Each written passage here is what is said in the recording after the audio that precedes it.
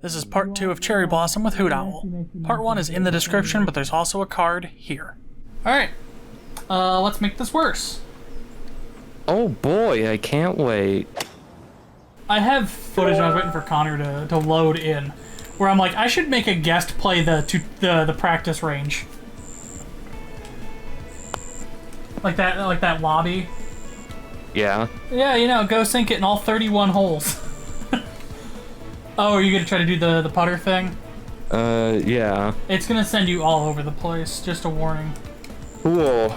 Are there any new golf balls on this one or no? No golf balls. The golf balls are only on the day courses. Clubs are on the night. Okay. Hey, I'm actually gonna do it this time. Well, bam.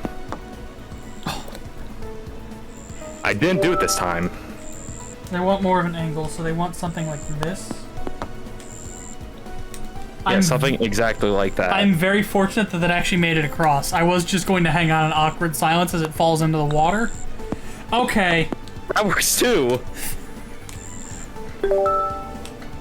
You somehow used the wrong formula that came to the right answer. Something like that happened to me earlier when I was playing golf with your friends. Don't look up... And they used that exact same quote. Yeah, don't look up all of the insane hole-in-one compilations. Some of these people are straight nuts.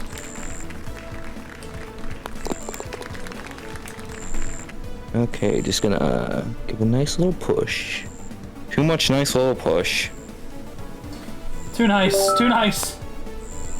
Need to be more mean. Hey, you ball, you stink. You're cringe. That's what the kids say, right? They say cringe. You'll never be shit in this town, ball. You cringe ball! You'll never get anywhere in this town. You tell Arthur Reed he'll never eat lunch in this town again. We'll never eat town in this lunch again. Never again. He'll never eat town. One of the things I like, a bunch of people are throwing a fit over Sonic Origins because it has that $5 DLC. But all the stuff in that DLC you can unlock by just playing the game.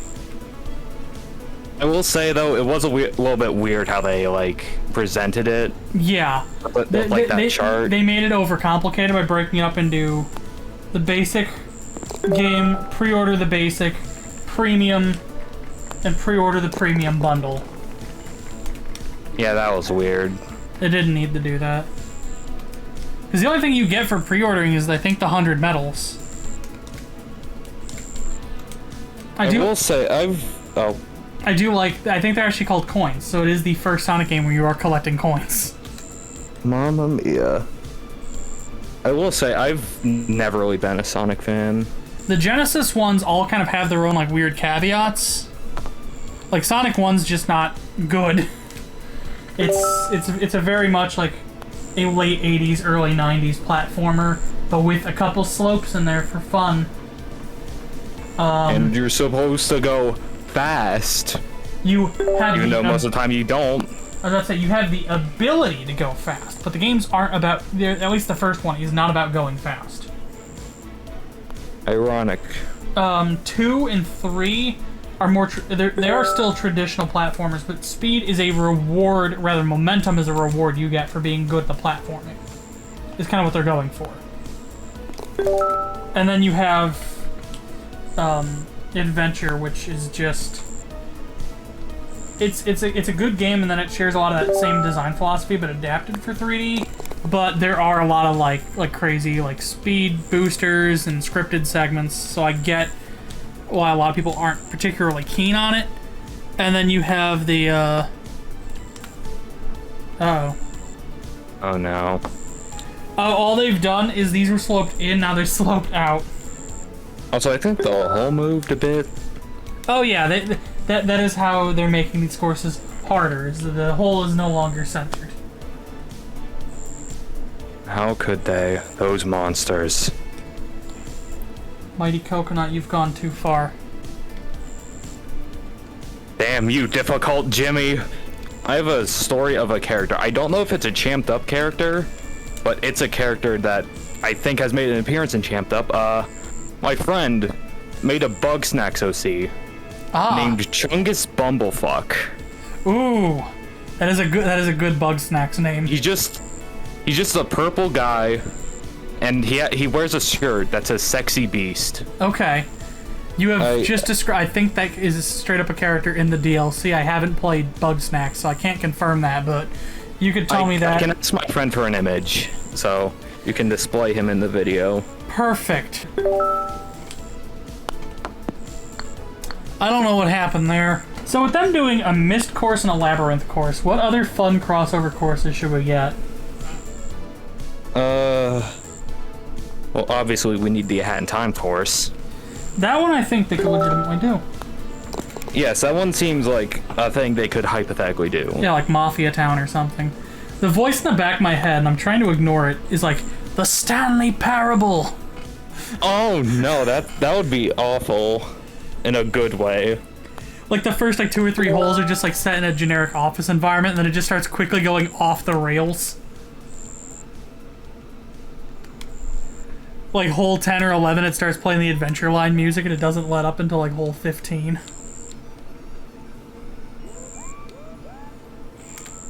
I don't. What? Oh god. We've really entered a labyrinth here. We don't need David Bowie. We just need to be here. It's a par of 8, so don't go hurting yourself.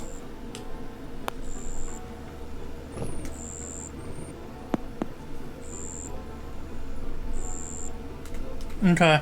Yeah, one last thing to end the topic of Bugsnax. Before I knew how that game ended, I follow an artist on Tumblr, Winslow Rojas, and they're a super cool artist. They made a very edgy Bugsnax original character, and I'm like, why? And then I watched the ending of the game, I'm like, never mind. Yeah, that's fair.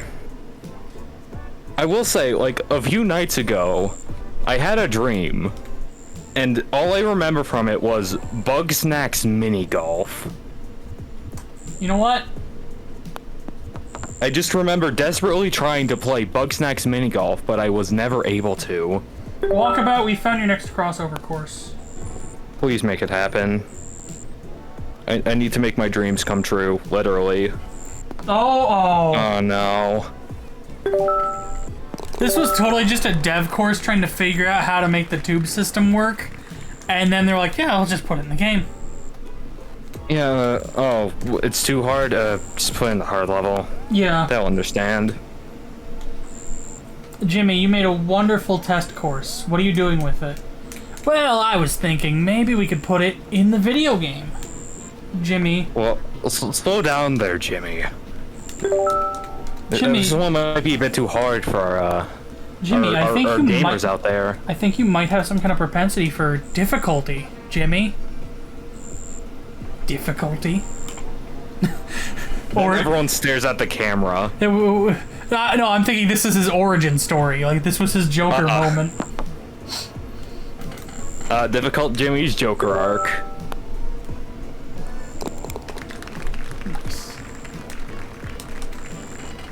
Nice. I was not expecting to say the phrase "difficult Jimmy's Joker arc" this day, but here we are. Okay, you need to give this a little more gas than you think.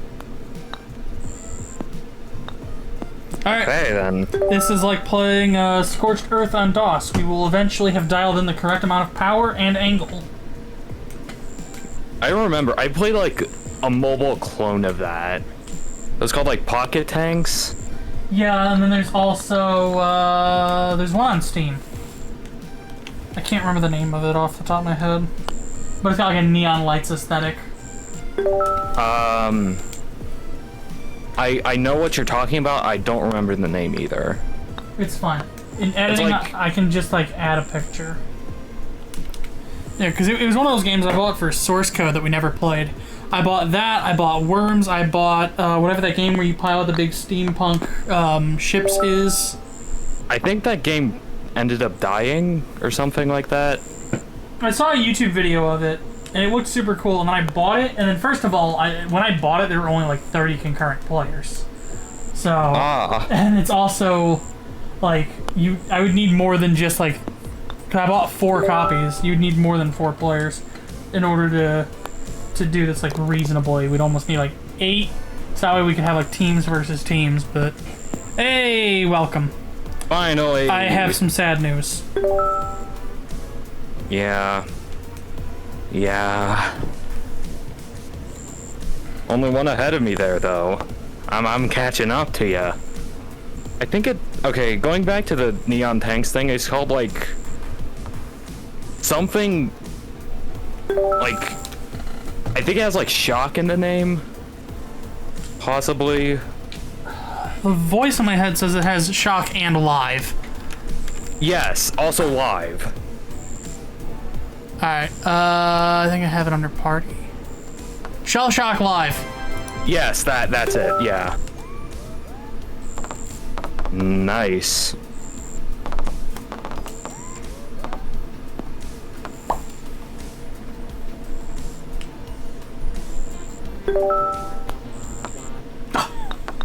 Oh no. Speaking of the Stanley Parable, there is an A Hat in Time mod called the Mod Jam Parable, which I did voice act for.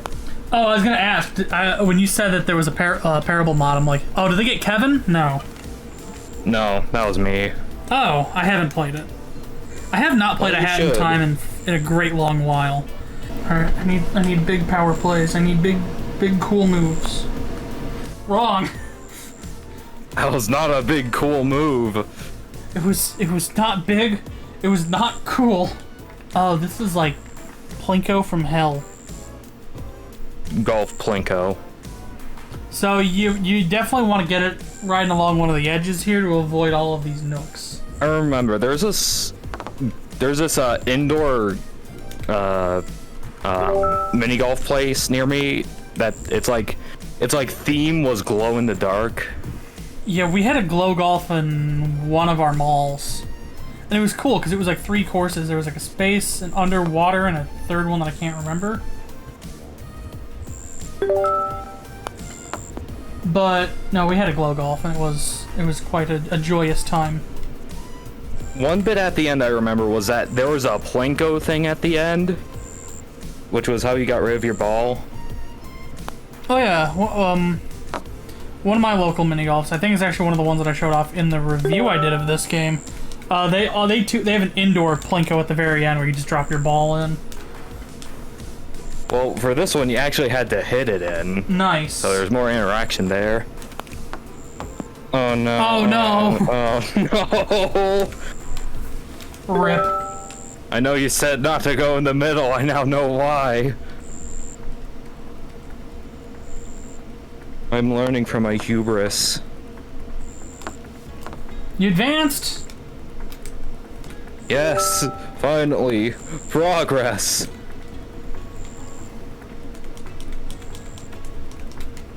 Something tells me I'm gonna have a lot more than a 69 for this one.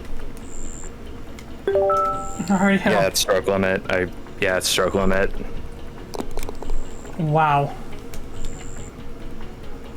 I want to know what Madman did that in 4. Difficult Jimmy. Oh yeah, we established that not difficult Jimmy makes things more difficult than they need to be because he's just that good. Yeah, oh, there's hills on this one. Okay, speaking of hard stuff, recently I've been playing through Ultra Kill. Yes. And do you want to know how long it took me to beat Gabriel? If you tell me, I'll tell you how long it took me. Go ahead. 3 minutes. 3 minutes. I don't know how I did it, but somehow I beat him on like my 3rd or 4th try. I don't know how. Well, okay, I thought this was me a great long number. So I was about to say, I recorded 2 hours of trying to fight Gabriel, with Dan, and that was one of the videos I uploaded. I spent probably an hour fighting Gabriel on my own before that, spent an hour fighting Gabriel after that, and then I had to spend another hour like the next day. Like, I am genuinely perplexed that it took me that short of amount of time. Like, a third of my time in Ultra Kill was just spent trying to beat Gabriel for the first time. Like, I had more trouble on V2 in Limbo. V2 is rough. How do they want you to do... This one's interesting. Okay, so they want you to hit it here and across. So, up and over this ramp here. Then you bounce it over here, over that ramp, and then in. Par of 6. Let's go. Oh no. That's not the good. I have a feeling we're gonna see the stroke limit reached sign twice here. Oh. One step forward, 2 steps back. Oof, you just lost a lot of progress. I've done 2 videos on getting over it, but I've never been able to make it past the flippin' furniture section. I don't know how far I've gone, but I know it's not far. I feel like most people are there. What? What? Hoot? Oh, my connection's acting wacky. Yeah, it just disconnected you, which is a shame. Oh, you went to the room. Did it? Oh, it did save your scores. All right, cool. I don't know what happened there. My internet just went wacky for a second. I was so worried that we were about to lose these wonderful, wonderful scores. I was worried my internet was just gonna completely cut out there. I've had that worry, and it was actually one of the reasons that Connor rescheduled, was that way something like that wouldn't happen during our recording session. I'm so glad that it happened at the very end, if anything. What the? Like, congratulations, back to back. I technically won that. Back to back. Wow. Nice. Nice. Hello. Thank you for stopping by and playing the game with us.